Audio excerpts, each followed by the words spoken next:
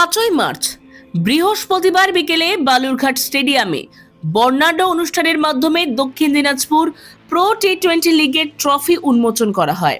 Indian premier লিগের আদরে গত বছর থেকে শুরু হওয়া এই প্রতিযোগিতা ইতিমধ্যেই জেলার ক্রীড়াপ্রেমীদের কাছে এক বড় উৎসবে পরিণত হয়েছে।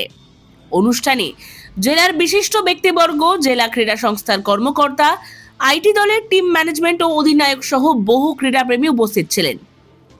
বিশেষ অতিথি হিসেবে উপস্থিত ছিলেন প্রাক্তন মন্ত্রী শঙ্কর চক্রবর্তী, প্রাক্তন সাংসদ অর্পিতা ঘোষ এবং বালুরঘাট পৌরসভার পৌরাধ্যক্ষ সুরজিৎ সাহা।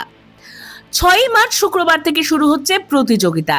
উদ্বোধনী ম্যাচে মুখোমুখি হবে বালুরঘাট টাইটান্স ও ব্যালিস্টিক 11।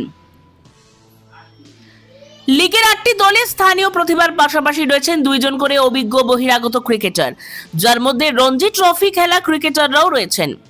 দক্ষিণ দিনাজপুর প্রো টি20 লিগ জেলার উদীয়মান ক্রিকেটারদের জন্য একটি বড় মঞ্চ তৈরি করেছে।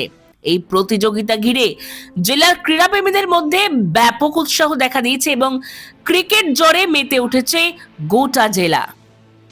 দক্ষিণ দিনাজপুর প্রো টি20 লিগ যা আমরা 21 তারিখে অকশন করেছিলাম, তার আগামী দিন আমাদের খেলা শুরু হচ্ছে আগামীকাল থেকে, এবং সেই উপলক্ষে আজকে প্রত্যেকটা টিম ওনার এবং শহরের যারা বিশিষ্ট মানুষ আছেন এবং যারা স্পন্সররা রয়েছেন এবং প্রত্যেকটা টিমের ক্যাপ্টেন যারা রয়েছেন সকলকে নিয়ে আজ আমাদের ওপেনিং সেরেমনি হচ্ছে।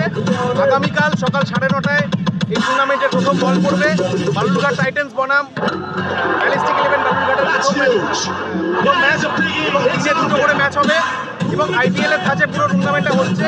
এবং বালুরঘাট তথা জেলার বিভিন্ন জায়গা থেকে 8টা ফ্র্যাঞ্চাইজি টিম আসে। আমরা সকল মানুষকে বলবো আপনারা আসুন এবং ভালো খেলা হবে। রঞ্জি লেভেলের প্লেয়াররা খেলতে আসছে। নিজস্ব প্রতিবেদন, জনতার কণ্ঠ।